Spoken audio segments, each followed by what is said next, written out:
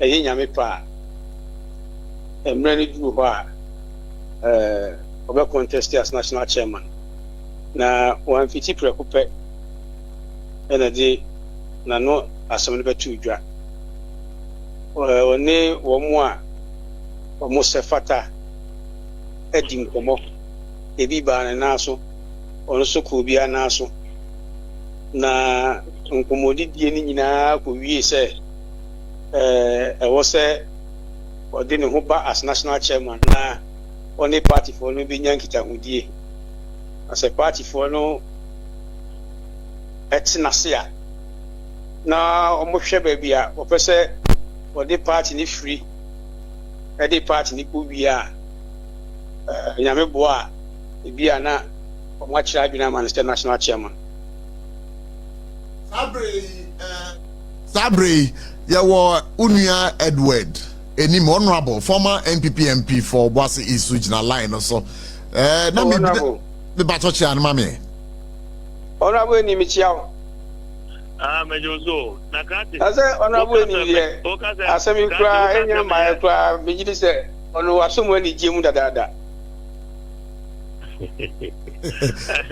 na Mr. Host Okaze me your Boise East MP. No, me see. The whole of Boise 2005. Oh, 2005, the whole of we have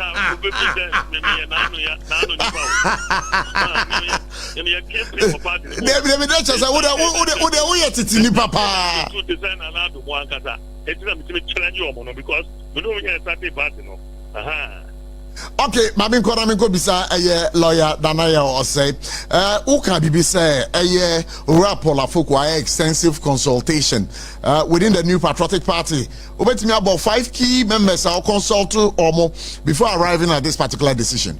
Oh, Minia, it drew me be a dean bubon who are crowding with Dean Como.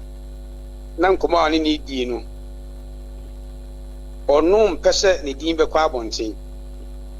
Nti so begina radio so na aka se okobo oni we kodi nkomo a na anko wie yi sabi obi ani ho a se what the politics e chiacha obi ani ho fiti prekupe e begina se medem ho aba na sabi mo hweme na mo nto aba mame ansana obi be yi ni chie pie no na sa ankomodi na koso se privately dia about Budini Biacho. But radio so dear, Minia. A bad thing, oh. And yes, a bad thing in Chaji. Then fans that may crown on my bidding coma. Na my channel, my guinea. I catch him so, Uba a ye. Nemum, Meme dear, it be a Mijina Brady, and intimate me your way, and I mean to mean your way. Now down when ya, not be dean I wanted. I know the mejitum and the mejitum say honorable in India. What kind of animals honorable in Ukraine in Yamaya Kran was so mudada. Because in India echo. That's what they make. Maybe about us, I wouldn't the echo. But in here, Ubia and making a can something say honorable in. Now, at what particular point in time no realizes party no Obabe national chairman because some time passed, you know. Now I say Paul Afoko'S din kra no na yentante no the new patriotic party move.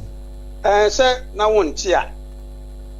Na we obi a unni Ghana ha e na abeka say wonnim di ntia wonti ni din. Paul Afoko'S national chairman pe ana me boa. No krepa. Na me no nim enema e course a e mani free so say national chairman. Ebi wa ha unim dia unim no minim enti dia unim bia obetimi da to dwa. Ehia so we press statement na dia atwamu no o se entwamu nko obi ye ne bone a o de ache SOMPA FM o ja se enti obi a o Ghana ha ene abonten na ne di edi Ghana politics achi ni ti MPP politics achi no onim die enti ana oru Afoko e wo se o kana no tum na ohwe de eko What did they make an say? So can I not two more? Nay, ye muntra. O miena no mekasa. And will be a koji nanu de siboni. So just here. Okay. But the net dear. Will be done a party there. Bibi caution ya. On chaining calculating chess and any home. Or one quafford no would in Kumokata idea cause we a party. And yet, name more mab on chamber. And the other 2 party no. A man could be election 2024 results. Minia, who here researcher no natural. Party and I am bre. Elections. No be any. And results yabe. Na baby I do is a MPP ni bia na dwumu da ho bia begia tumu se MPP nya se sabi owura dwa yesiesie no ho wo dware no se pie ba e dia hoden foforo epim konanim se saade a ene na obehia MPP ni bia odo party no wa hofama enye sabi odo party ni se party na ye bibia manenti party ni ba power wonya taku ana wonya asompoa mini awudi adanse o papa tudwa 8 years MPP ba power sɛ de wa wo kan wa antim sa Afoko nkada sanso so na wa nya mfaso bia sɛ ya ban mu agye bi da bi anso so wa akoma pa ne sɛ sa ko wie sɛ nyina obi amua ma party ni nsa ansɔre nyina na so obeba ne so na ye party ni papa nye de onya ayentra mpaso de me kan ta se me pato ma to ase pa aha enka ye nanka o na se me party ba me nya hwe na den na me sa ko se party ni me ko boama de me so kakra betimi aye no me nkoye ma party ni nyina yie ba the party a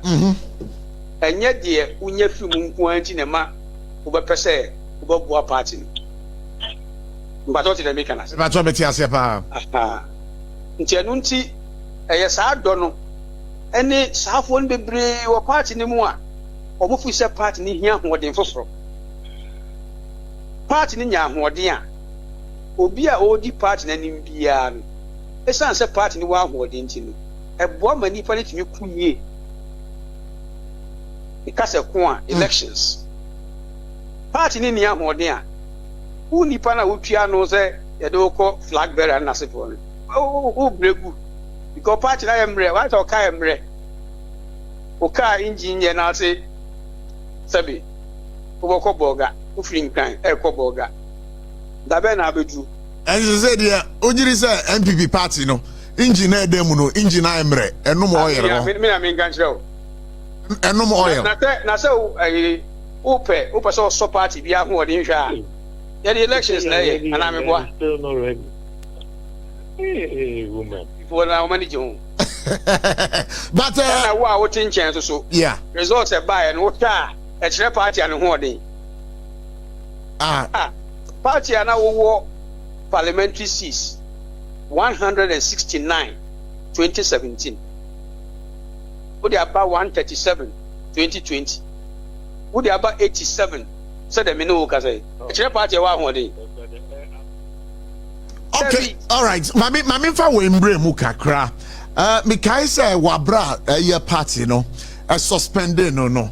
Ora Afoko e kan sambi. Na me pasa me kan e wo brofo kasem. Paul Afoko did say he would leave active politics after his suspension was upheld by the court. Afoko stated, "I walked away and said, never again," and declared, "I am not going to look for any active position in party politics." Sankoboy sa asamwe when him say edaso da ho Baby na da ho a Mr. wa boni be na eye ujina wo sesi e ana wo ti wo sesi e so woni down ho so woni down ho so obi bo wafumu a na oni eni so obo wafumu a say na obefili. On the other side, many super time kakra. And this time I know cast ebe oya ejiro me bato da bi o se be di super time obi ahwo aso mafi wechi a we dey say we di super time kakra na ebe say ye wo ya na kai say ansa na we super time wo na ye wo ya ene no credit aha and the sabre no ti anso mu a enema a obeye no because usu pepe so obeye bibi nti sabre no so kan sa asem no a odika because they never famu no in your wire campaign the whole Ghana obey national chairman na wo gidi say e kwaya do fa so no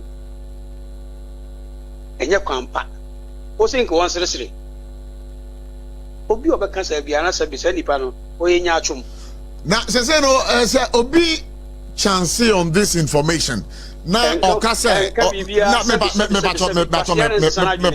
ba na nipa de ka say Paul Afoko is not a man of his own words sir eno no then nchiremu be na mo de be ma say nipa na ya wo ne nche na wonim life experiences abrabom nsem mu ntiase no woni bi emre uma homra ade a wo hu ni ne na wo hu ni kwan bi so no uma homra the possibility say wadwene e wo saade no ho be sesane no eye high enti de sesabe wasia na nsesa na adwene enti wo statement na me gidi se bi da wanim no a also wa reflect it. Sure. Why your consultations? Oni nkofo adi nkomo. Dia kwa wie ni say, die si ye bia to jai e manika watu atu ndachi. O hwe nanim going forward. E die no no betimi aye na fam e de aboa party. All right. So nkomo a nkofo ni na die. Any adwina wafa and say so ba no mo man kwan no be national chairman anamuntu a otu no 2014-2015 a ekowie se party ni nya 169 seats SOMPA FM obetu sa anamo na bi oni na executives betu sa anamo na bi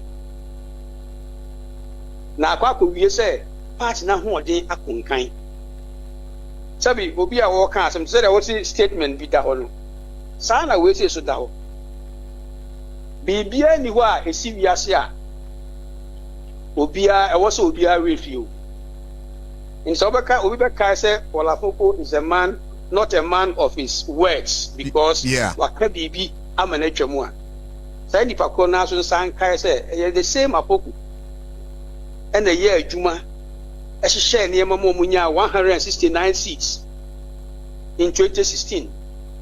And also be waiting watching Yana. Obi and me watching. Okay, so there been an official announcement, Ebeba. Oh, there be official announcement now at the wedding. And one a day enemy. Yeah, sir, and intina a press statement. So what can how did you just say? Okay. Now you say movie officially ne mobebo dwa ketwa bi na na wababa kasa na yatene kasa na yanya ne ne aha say wo statement ni mu a also ni party for any omomu e ka bi ewu no ene bedi nkomo so what you say nti abeto dwa sabre a wadaroma oni mi di hu nkomo yi say party ni bi tiewu a wache nkomo a me ni wo ye di ana me boa ene no krepa planet here. This our party ni no. So we party ni a sabe okuta position bi we party ni mu e won constituency e won region a e den a owura Afoko be ba hon na bedin komo but what they make na say ye hia pa no hey and assembly be a president Kufuor bia na ni baji o what the hwan former president Kufuor na be bia obi na ni baji o eno de me ni ni trimu de but obi a onim president Kufuor bia be hu say obi a opasundwe obi openka bomu obi openka nko enti de anamo na owura Afoko otu se de nka bomu beba e de asundwe beba e de party ahoden foforo beba ɛne yɛ woka sɛ owura akufo ani bɛgye a me ne wobɛyɛ adwene because saa nneɛma no ɔno gyina hɔ ma but dɛm ka ate ase yo lawyer Daniel, by your fan common in see